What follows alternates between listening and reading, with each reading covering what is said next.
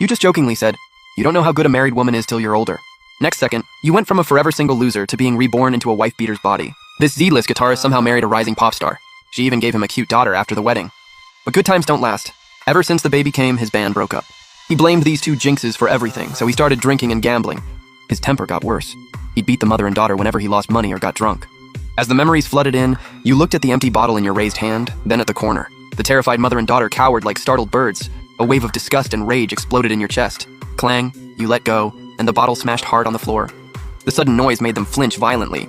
Su Wenking instinctively pressed her daughter's head tight against her chest, body tensed to the max. Waiting for the violence she knew was coming, you stood there, took a deep breath, trying to suppress the violent urges left in this body. And the dizziness from the alcohol. You wanted to speak, wanted to say sorry, but your throat felt stuffed with cotton. No sound came out. Seeing you step forward, Su Wenking let out a scream and shrank back hard, until her back hit the wall. Finally, she looked up. Those eyes that once sparkled like stars now held nothing but desperate pleading. "Lin Yi, all the money's here. This is really all we have." She trembled as she pulled out a handful of crumpled bills. A 5. A few ones, some coins. She scattered them on the floor and pushed them toward you, her voice cracking. "Go buy your booze, go have your fun. Please don't touch Zixi. She has school tomorrow." That posture, humble as dust, stabbed into your heart like a knife. Looking at the scattered bills on the floor, your eyes started burning. After steadying yourself, you pointed at her bleeding forehead and managed to say, "Your wound needs treatment." Su Wenking froze, like she'd just heard something absolutely insane. But the fear in her eyes didn't lessen. If anything, it mixed with disbelief and wariness. In this house, your concern usually meant something worse was coming, or the calm before the storm. "I'll handle it myself." "Don't bother." She held Zixi even tighter. Her eyes locked on you with even more caution. You smiled bitterly inside. Trust is like paper. Once it's crumpled, you can never fully smooth it out again. You didn't say anything else, just turned and crouched by the TV, pulled out a first aid kit from the drawer below.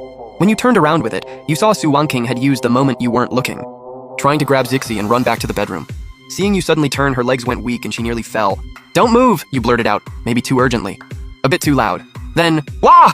Zixi, who'd been holding it in this whole time, finally broke down. She screamed and buried her face in her mom's neck, her tiny body shaking like a leaf. Su Wenking closed her eyes in despair, tears streaming down. She slid down the wall and collapsed on the floor. Seeing this, you couldn't hold it in anymore.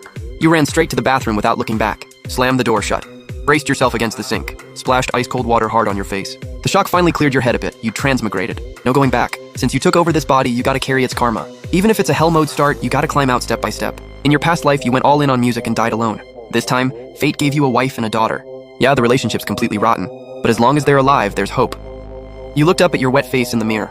Those once dull eyes were slowly shedding their emptiness, replaced by a resolve and depth you'd never had before. You whispered to your reflection, "From today on, the old Lin Yi is dead." You dried your face and walked back out. Su Wenking hadn't gone to her room, too scared to move and still curled up in that corner. Zixi had cried herself out and was softly sobbing in her